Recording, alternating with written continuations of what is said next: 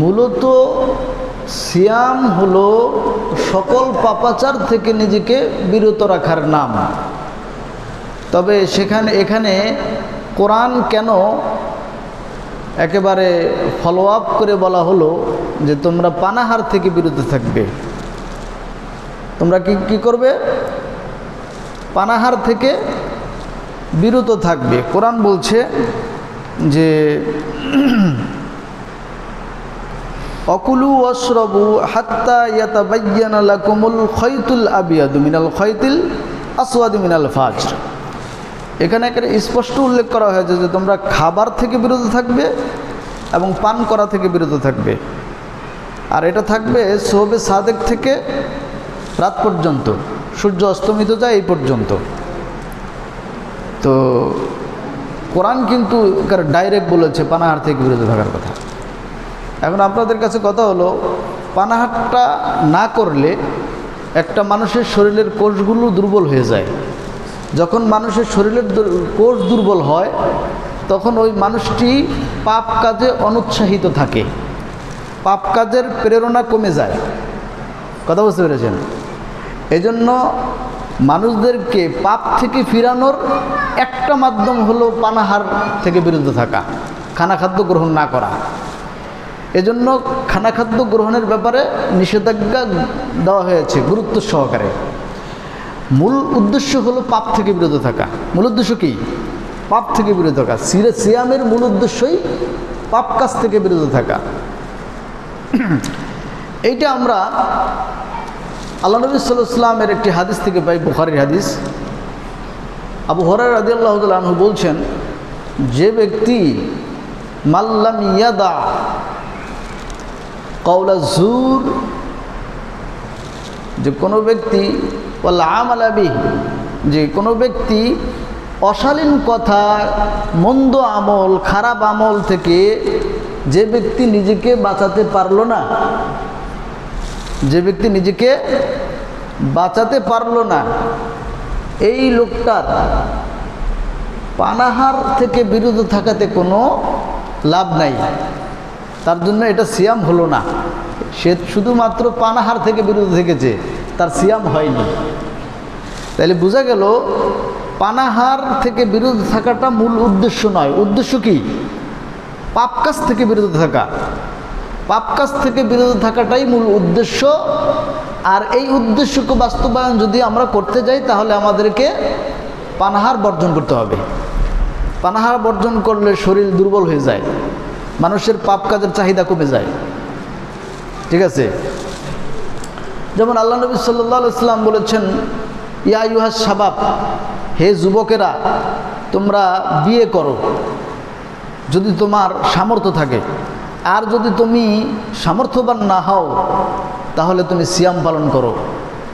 অর্থাৎ কোনো যুবক যদি বিয়ে করার বয়স উপনীত হয় এবং বিয়ে করার সামর্থ্য না রাখে তাহলে তাকে কি করতে হবে? সিয়াম পালন করতে হবে। এর অর্থ হলো সিয়াম পালনের মাধ্যমে মানুষের দেহের কোষ দুর্বল হয়ে যায়, শারীরিক সক্ষমতা কমে যায়, যার ফলে তার দ্বারা পাপ কাজ কম ঘটে। আর একজন মোমেন যখন সিয়াম পালন করবে তখন তো সে সচেতন, সে সব পাপ কাজ থেকে নিজেকে গোটায় নেবে। এটাই হলো সিয়ামের মূল উদ্দেশ্য। আর এই উদ্দেশ্য বাস্তবায়নের জন্য আমরা প্রস্তুতি নেব ইনশাআল্লাহ। আরেকটি প্রস্তুতি হলো আবু হুরায়রা রাদিয়াল্লাহু তাআলা আনহু থেকে বর্ণিত, তিনি বলেন, আল্লাহর নবী সাল্লাল্লাহু আলাইহি ওয়াসাল্লাম রাকাল মেম্বার, তিনি মেম্বারে আরোহণ করলেন। সুম্মা ফাকালা আমিন আমিন আমিন, তিনবার তিনি আমিন বললেন। আরেকটি হাদিসে উল্লেখ করা হয়েছে, প্রথম সিঁড়িতে যখন পা রাখলেন তখন আমিন বললেন, দ্বিতীয় সিঁড়িতে যখন পা রাখলেন তখন আমিন বললেন, তৃতীয় সিঁড়িতে যখন পা রাখলেন তখন আমিন বললেন। এই হাদিস থেকে প্রতীয়মান হয় মিম্বারের সিঁড়ির সংখ্যা থাকবে 3টা। মিম্বারের সিঁড়ির সংখ্যা থাকবে কয়টা? 3টা। এই হাদিস থেকে আমরা কিন্তু পাই এটা, যে আল্লাহ নবী 3টা দারাজা অর্থাৎ 3টা স্থানে পা রাখলেন। একটা ছিল নিচু স্থান, আর একটা তার চাইতে একটু উঁচু স্থান, তার এরপরেরটা তার চাইতে উঁচু স্থান। আর এই হাদিস দ্বারা এটাও প্রতীয়মান হয় যে আল্লাহর নবী সাল্লাল্লাহু আলাইহি সাল্লাম যদি খুতবা দিতেন তাহলে একেবারেই 3য় সিঁড়িতে দাঁড়িয়ে খুতবা দিতেন, একেবারে উপরে দাঁড়িয়ে খুতবা দিতেন। আর আমরা দিল নিচেরটা দাঁড়াইয়া। এতে ইখতিলাফ নেই, কোনো সমস্যা নেই, উপরে নিচে যেখানেই দাঁড়াক সমস্যা নেই। কিন্তু আল্লাহ নবী সাল্লাল্লাহু আলাইহি ওয়াসাল্লাম এটা করতেন, এই হাদিস থেকে একেবারে স্পষ্ট হয়। তা আল্লাহ নবী কী বললেন? 3বার আমিন বললেন। আমিন বলার পরে এবার তাকে প্রশ্ন করা হলো, কিলা লাহু ইয়া রাসূলুল্লাহ সাল্লাল্লাহু আলাইহি ওয়াসাল্লাম মা কুনতা তাসনাউ হাদা। হে আল্লাহর নবী,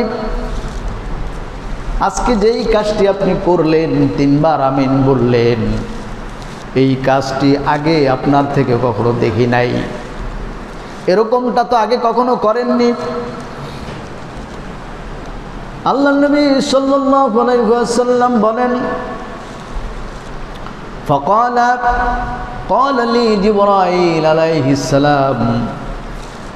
আমি যখন সিঁড়িতে মিম্বারে আরোহণ করি তখন আমার কাছে জিবরাইল আসে।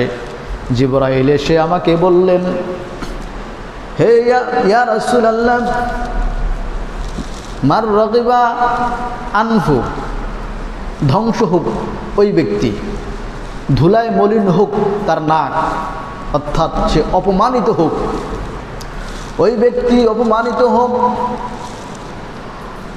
আদরাকা বাওয়াইহি আও আহাদুহুমা, যে ব্যক্তি তার জীবদ্দশায় তার পিতামাতাকে পেল অথবা 2 জনের একজনকে পেল, লাম ইউদখিলহুল জান্নাহ, ওই পিতামাতা তার জন্য জান্নাতে যাওয়ার কারণ হলো না, অর্থাৎ পিতামাতা থেকে জান্নাত অর্জন করে নিতে পারলো না, ওই লোকটা ধ্বংস হয়ে যাক, ওই লোকটা অপমানিত হোক। তখন আমি বললাম, ফাকুলতু আমিন, হে আল্লাহ কবুল করো। তখন আমি বললাম কি? আমিন, হে আল্লাহ কবুল করো। 2য় সিঁড়িতে যখন পা রাখি তখন জিবরাইল আমাকে বলে, দাখালা আলাইহি রমাদান মার রাগিবা আনফু, রাগিবা আনফু, ধুলায় মলিন হোক তার নাক অথবা অপমানিত হোক বা ধ্বংস হোক ওই ব্যক্তি, যেই ব্যক্তির উপরে রমজান আগমন করলো, রমজান সে পেল, তো কি করলো? লাম ইউগফার লাহ, সে তার জীবনের গুনাহ মাফ করাইতে পারলো না, সে তার জীবনের গুনাহ ক্ষমা করাইতে পারলো না, সে ধ্বংস হোক। আমি বললাম, ফাকুলতু আমিন, আল্লাহ কবুল করো। 3য় সিঁড়িতে যখন পা রাখলাম তখন জিবরাইল আমাকে বললেন, হে আল্লাহর নবী, ইমরিইন যুকিরতা ইনদাহু, ওই ব্যক্তির নিকট যখন আপনার কথা উল্লেখ করা হয়, আপনার নাম উল্লেখ করা হয়, ফালাম ইউসাল্লি আলাইক, অথচ তিনি আপনার উপরে দুরূদ পড়ে না, ওই লোকটা ধ্বংস হয়ে যাক। আমি বললাম, ফাকুলতু আমিন, আল্লাহ তুমি কবুল করে নাও। এই 3 ব্যক্তির ব্যাপারে আল্লাহ অভিসম্পাদ করেছেন, জিবরাইল অভিসম্পাদ করেছেন, আর আল্লাহর নবী আমিন বলেছেন। এই কথাগুলো আল্লাহ রাব্বুল আলামিন কবুল করে নিয়েছেন। উদ্দেশ্য হলো এই হাদিসটির মিডল পয়েন্টের বর্ণনা।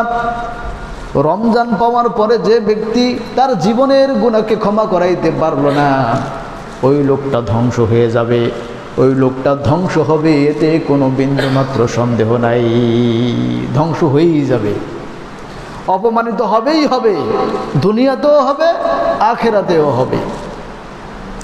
রমজান মানে আমাদেরকে জীবনের গুনাহ মাফ করাইতে হবে, রমজান মানে কি? আমাদের জীবনের গুনাহ ক্ষমা করে দিতে হবে। আল্লাহ যেভাবেই হোক, যে করেই হোক, জীবনের গুনাহ ক্ষমা করে দিতে হবে। এটার নাম রমজান। কথা বুঝতে পেরেছেন? সেই প্রস্তুতি আমরা নিয়েছি তো। কালকের দিন পরেই তো রমজান, কালকের দিন পরেই রমজান। তো আমাদের পূর্ণ প্রস্তুতি নিতে হবে, জীবনের গুনাহ মাফ করাইতে হবে। এইগুলো প্রস্তুতি। দ্বিতীয় কাজ হলো চাঁদ দেখতে হবে। চাঁদ দেখবেন সবাই। আল্লাহ নবী সাল্লাল্লাহু আলাইহি ওয়াসাল্লাম বলেছেন, হযরতে আব্দুল্লাহ ইবনে ওমর, আবু হুরায়রা রাদিয়াল্লাহু তাআলা আনহু, এই সাহাবীদের থেকে বর্ণিত যে আবু হুরায়রা রাদিয়াল্লাহু তাআলা আনহু বলছেন, হাদিস সহিহ বুখারী মুসলিম। এর আগে যে হাদিসটা বর্ণনা করলাম ওই হাদিসটাও সহিহ মুসলিমে উল্লেখ করা হয়েছে। আমি হাদিসটি বর্ণনা করেছি আদাবুল মুফরাদ থেকে। আর সহিহ বুখারীতে আল্লাহ নবী বলেছেন, আবু হুরায়রা বর্ণনা করেন যে আল্লাহ নবী ইরশাদ করেছেন যে তোমরা চাঁদ দেখে রোজা রাখবে আর চাঁদ দেখে রোজা ভাঙবে। চাঁদ দেখে রোজা শুরু করবে, চাঁদ দেখে রোজা শেষ করবে। ঠিক আছে? সুমু লিরুইয়াতিহি ওয়াফতিরু লিরুইয়াতিহি। চাঁদ দেখে রোজা রাখবে, চাঁদ দেখে রোজা ছেড়ে দিবে। আর কি করবে? ফাইন গুম্মা আলাইকুম ফাকমিলু ইদ্দাতাশ শাবান 30। যদি আকাশ মেঘাচ্ছন্ন থাকে, মেঘে আচ্ছন্ন আকাশ, চাঁদ দেখা না যায়, তাহলে তোমরা শাবান মাসকে 30 দিন পূর্ণ করবে। শাবান মাস 30 দিন পূর্ণ হয়ে যাওয়ার পরেই তোমরা সিয়াম শুরু করে দিবা। শাবান 30 দিন হয়ে যাবে, এরপর আমরা রোজা শুরু করে দিব, যদি আকাশ মেঘাচ্ছন্ন থাকে। আশা করা যায় চাঁদ দেখা যাবে ইনশাআল্লাহ। আকাশ ক্লিয়ার আছে, তাই না? আশা করা যায় চাঁদ দেখা যাবে। এই জন্য চাঁদ দেখবেন। চাঁদ দেখে আল্লাহ নবী পড়তেন, আল্লাহুম্মা আহিল্লা ইয়ুমনা ওয়াল ঈমান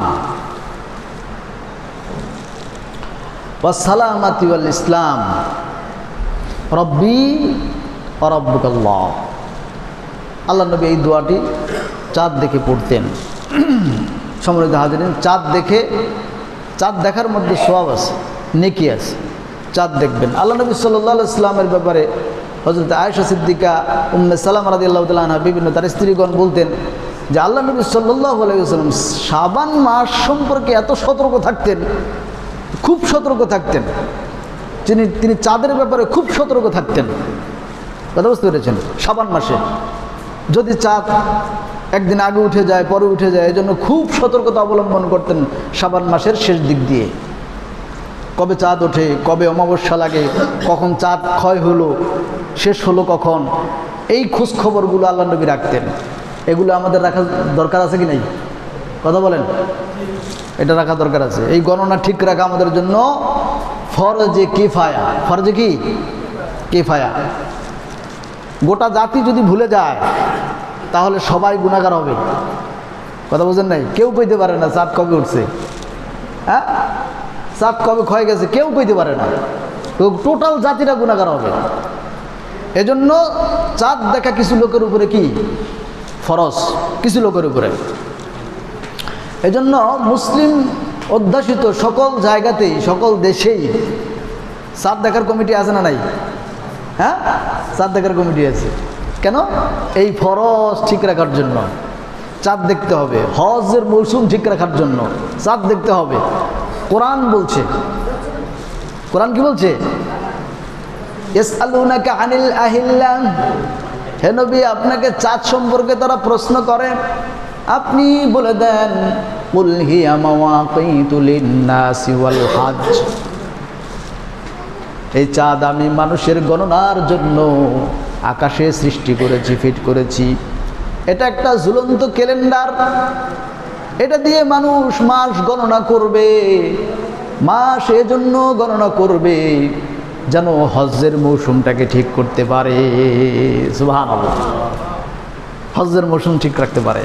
এই রমজানের সিয়াম রাখার জন্য মাস ঠিকমতো গণনা করতে পারে। এই জন্য এই চাঁদকে ফিট করা হয়েছে, ক্যালেন্ডার, স্থায়ী ক্যালেন্ডার। সুবহানাল্লাহ। সম্মানিত হাজরিন, চাঁদ দেখব, তারপরে চাঁদ দেখার পরে যদি চাঁদ দেখা যায় এরপর কী করব? প্রথমেই কাজ হলো তারাবি। প্রথমে কি? তারাবির সালাত আদায় করব। তারাবির সালাতের ব্যাপারে আল্লাহ নবী সাল্লাল্লাহু আলাইহি ওয়াসাল্লাম বলেন, মান কামা রমাদান ঈমানাও ওয়া ইহতিসাবান গুফিরা লাহু মা তাকাদ্দামা মিন যামবি। এই রমজান মাস এমন একটি মাস, শুধু গুনাহ মাফের মাস। যেইটা করবেন ওইটা করলেই গুনাহ মাফ হবে, যা করবেন তাতে কি হবে? ক্ষমা, মাফ। এই রমজান মাসে আল্লাহ গুনাহ ক্ষমা করে দিবেন যদি 30 দিন মানুষ তারাবিহের সালাত আদায় করে, এই পুরা মাস ভরে সালাত আদায় করে তারাবিহের, তাহলে আল্লাহ কি করবেন? পিছনের গুনাহ ক্ষমা করে দিবেন। তবে শর্ত হলো, এখানে শর্ত জুড়ে দেওয়া আছে। শর্ত কি? ঈমানাও ওয়া ইহতিসাবান। ঈমানাও ওয়া ইহতিসাবান, ঈমানের সাথে আর নেকির আশায়, নেকি লাভ করব এই আশায়, আর ঈমানের সাথে, বিশ্বাসের সাথে। ঈমান ও বিশ্বাস কি? ঈমান ও বিশ্বাস হলো, ঈমান হলো ওইটা যে আমার থেকে আল্লাহর কোনো হুকুম ছুটে যাবে না এবং কোনো অন্যায় আমার দ্বারা সংগঠিত হবে না, এর নামে ঈমান। কোনো অন্যায় ইচ্ছাকৃতভাবে আমার দ্বারা সংগঠিত হবে না, ইচ্ছাকৃতভাবে আল্লাহর কোনো বিধান আমার থেকে ছুটে যাবে না, এর নাম ঈমান। এই ঈমানের সাথে এবং নেকির আশায় যদি কেউ কিয়ামুল লাইল আদায় করে, তাহলে আল্লাহ কি বললেন? আল্লাহ নবী কি বললেন? যে তার জীবনের গুনাহগুলোকে ক্ষমা করে দেওয়া হবে। যদি নেকির আশায় করেন, নেকি তো পাবেনই, নেকি তো হবেই, পাশাপাশি জীবনের গুনাহও ক্ষমা হবে। এজন্য আমাদেরকে কিয়ামুল লাইল অর্থাৎ তারাবিহের সালাত আদায় করতে হবে। আমার ভাইরা, এরপরে আল্লাহ রাব্বুল আলামিন বলেন, রমজান মাস এমন একটি মাস, ইয়া আইয়ুহাল্লাযীনা আমানু কুতিবা আলাইকুমুস সিয়ামু কামা কুতিবা আলাল্লাযীনা মিন ক্বাবলিকুম লাআল্লাকুম তাত্তাকুন। হে পৃথিবীর ঈমানদারেরা শোনো, আমি তোমাদের উপরে সিয়ামকে ফরজ করে দিয়েছি। সিয়াম কি করে দিয়েছি? ফরজ করে দিয়েছি। ইতিপূর্বে তোমাদের পূর্ববর্তী জাতিদের উপরেও সিয়াম ফরজ করা হয়েছিল। তোমরা যদি এই সিয়াম পালন করতে পারো, আশা করা যায় তোমরা মুত্তাকি হয়ে যাবে। সুবহানাল্লাহ। যদি সিয়াম পালন করো তাহলে আশা করা যায় তোমরা মুত্তাকি হয়ে যাবে। এখানে এই আয়াতে কিন্তু উল্লেখ নাই আপনাকে সিয়াম কয়টা পালন করতে হবে, আছে কি? এই আয়াতে শুধু বলাই হয়েছে যে সিয়াম ফরজ করা হয়েছে। পূর্ববর্তী জাতিদের উপরে সিয়াম ফরজ ছিল, সেখানে কয়টা ছিল সেটাও এখানে উল্লেখ নেই, কিন্তু আমাদেরটা উল্লেখ নাই। যদি কেউ সিয়াম পালন করে তাহলে তারা মুত্তাকি হবে, তাকওয়াবান হবে, আশা করা যায়। কিন্তু পরবর্তী বক্তব্যে আল্লাহ তুলে ধরেছেন অন্যত্র, এই সিয়াম ফরজ করা হয়েছে, সিয়ামটি কোন মাসে রাখতে হবে আল্লাহ রাব্বুল আলামিন স্পষ্ট করলেন, শাহরু রমাদানাল্লাযী উনজিলা ফীহিল কুরআন। এই সেই রমজান মাস যেই মাসে আমি কোরআন নাজিল করেছি। কোরআন নাজিল করেছি মানুষের হেদায়েতের জন্য, আর সত্য মিথ্যাকে পার্থক্য করার জন্য, হক বাতিলকে পার্থক্য সূচিত করার জন্য আমি কোরআনকে নাজিল করেছি। সুবহানাল্লাহ। কোন মাসে? রমজান মাসে। ফামান শাহিদা মিনকুমুশ শাহরা ফালিয়াসুম, যদি তোমাদের জীবদ্দশায় এই মাসটি তোমরা পাও, কথা কে বলছেন? আল্লাহ বলছেন, তোমাদের জীবদ্দশায় যদি এই মাসটি তোমরা পাও তাহলে ফালিয়াসুম, এই মাসটি ভরে তোমরা সিয়াম পালন করবা। এই যে আগে যে ফরজ করা হয়েছে, এই ফরজ করা হয়েছে এই মাসের সিয়াম। সুবহানাল্লাহ। অর্থাৎ যেই সিয়াম তোমাদের জন্য ফরজ করা হয়েছে সেটি হলো রমজানে, আর এই রমজানকে আল্লাহ পরিচয় করাইছেন এমন একটি গুরুত্বপূর্ণ বিষয় দিয়ে, সেটি হলো কোরআন, যা মানুষের হেদায়েতের জন্য নাজিল করা হয়েছে। সুবহানাল্লাহ। শুধু হেদায়েতের জন্য নাজিল করা হয়নি, এই কোরআন নাজিল করা হয়েছে মানুষ সত্য এবং মিথ্যা কিভাবে পার্থক্য করবে, কোনটা সঠিক কোনটা ব্যাঠিক কিভাবে বুঝবে, এটা বুঝার জন্য কোরআন নাজিল করা হয়েছে। তাহলে সত্য এবং মিথ্যা, সঠিক ও ব্যাঠিক বোঝার জন্য আমাদেরকে কার কাছে যেতে হবে? কোরআনের কাছে আসতে হবে। আপনি যদি বলেন বিড়ি খাওয়া সঠিক, বিড়ি খাওয়া কি সঠিক, তাইলে এখন আপনাকে যেতে হবে কোরআনের কাছে, কোরআন কি বলে। কারণ আপনার বুঝের লগে কোরআনের বুঝ মিলছে কিনা, ঠিক না? কেউ যদি বলে যে না পশ্চিমা ট্রেডিশন, পশ্চিমা কালচার এটাই সঠিক, আর আরবদের কালচার এটা ঠিক না, এটা সেকেলে ট্রেডিশন, আর পশ্চিমা কালচার এটা হচ্ছে আধুনিক ট্রেডিশন, মেয়েরা অর্ধলঙ্গ হয়ে ঘুরবে, আর আরবীয় কালচার হচ্ছে মেয়েরা কি করবে? পর্দা করবে, বোরকা পরিধান করবে। এখন আপনার কাছে ঠিক আর ব্যাঠিক কোনটা? এই ঠিক ব্যাঠিক নির্ণয় কে করে দেবে? আপনি যদি বলেন, আপনি এখন সার্ভে করেন তো, একটা গণসার্ভে করেন, দেখবেন এই পশ্চিমা বিশ্বের যে ট্রেডিশন, এই ট্রেডিশনের পক্ষে মতামত বেশি যাবে। বুঝেন নাই? বুঝি। পশ্চিমা বিশ্বের ট্রেডিশনের পক্ষে মতামত বেশি যাবে। এই জন্যই গণতন্ত্র জায়েজ নেই ইসলামে, কথা বুঝতে পেরেছেন? এই জন্যই কি নাই, গণতন্ত্র ইসলাম সাপোর্ট করে না। বেশি সংখ্যার মতামত ইসলাম সাপোর্ট করে না, ইসলাম সাপোর্ট করে কোরআন যা সিদ্ধান্ত দেবে সেটাই সেটাই। এখন ইসলাম বলছে যে না, ইয়া নিসা আন-নাবিয়্যিনা লাস্তুন্না কাআহাদিন মিনান নিসা ইন ইত্তাকাইতুন্না ফালা তাখদা'না বিল কওল ফায়াতমা আল্লাযী ফি কলবিহি মারাদু ওয়া কুলনা কওলান মা'রুফা আকারনা ফি বুয়ুতিকুন্না ওয়া লা তাবাররাজনা তাবাররুজাল জাহিলিয়াতুল উলা। নারীদেরকে আল্লাহ বললেন তোমরা ঘরে অবস্থান করবে, কারোর সাথে কোমল কণ্ঠে কথা বলবে না, জাহিলি যুগের মতো বের হবে না, নিজেদের রূপচর্চা করবে না, তোমরা নিজেদেরকে আবদ্ধ রাখবে। এটা কে বললেন? আল্লাহ বললেন। তো কোরআন বলছে আপনার আরব বিশ্বের এই ট্রেডিশন হচ্ছে সঠিক, সত্য, আর ওটা হচ্ছে মিথ্যা। এজন্য পৃথিবীর মানুষ সত্য মিথ্যা নির্ণয় করবে না। সত্য মিথ্যা নির্ণয় করবে কে? কোরআন। হক বাতিল নির্ণয় করবে কে? কোরআন। আপনার কাছে যেটা হক সেটা কোরআনের কাছে হক নাও হতে পারে, আপনি যার সাপোর্ট করেছেন সেটা সঠিক নাও হতে পারে। চলে আসেন কোরআনের কাছে, কোরআন কোনটাকে সাপোর্ট করতে বলছে সেটাকে সাপোর্ট করেন। কথা বুঝতে পেরেছেন? এজন্য হক বাতিলকে নির্ণয় করার জন্য কোরআন নাজিল হয়েছে কোন মাসে? রমজান মাসে। এই রমজান মাসে কোরআন নাজিল হয়েছে। এটার পরিচয় দিয়া আল্লাহ বললেন এই মাস যদি তোমরা পাও তাহলে ওই যে রোজা ফরজ করছি এই মাস ভোরে তোমরা ফরজ রোজা পালন করবা। হোক এই মাসটি 29 অথবা 30, হোক এই মাসটি 30 অথবা 29। যদি কেউ 30টি সিয়াম পালন করে, এক মাসের সিয়াম পালনের সওয়াব আল্লাহ তার আমলনামায় দিয়ে দিবেন। কেউ কোনো মাসে যদি 29 দিনে মাস শেষ হয়ে যায়, আল্লাহ রাব্বুল আলামিন ওই ব্যক্তিকেও পূর্ণ এক মাসের সিয়াম পালনের সওয়াব দিয়ে দিবেন। আল্লাহর কাছে সওয়াবের কম নাই।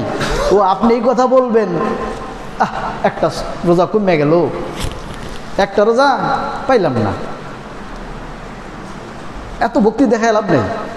এত বেশি ভক্তি আবার চোরের লক্ষণ, কিন্তু এত ভক্ত হইতে যায় না। হ্যাঁ, আল্লাহ আপনাকে ইনসেন্টিভ দিছে, আল্লাহ আপনাকে সুযোগ গ্রহণের সুযোগ করে দিছে, এই সুযোগ আপনি গ্রহণ করবেন, এটাই আপনার জন্য কল্যাণ। সুবহানাল্লাহ বিহামদিহি। আল্লাহ যখন যেটা আপনাকে সুযোগ দেবে সেই সুযোগ আপনি গ্রহণ করবেন, এটাই আপনি আল্লাহর রহমত তালাশ করলেন, এটা প্রমাণ হয়।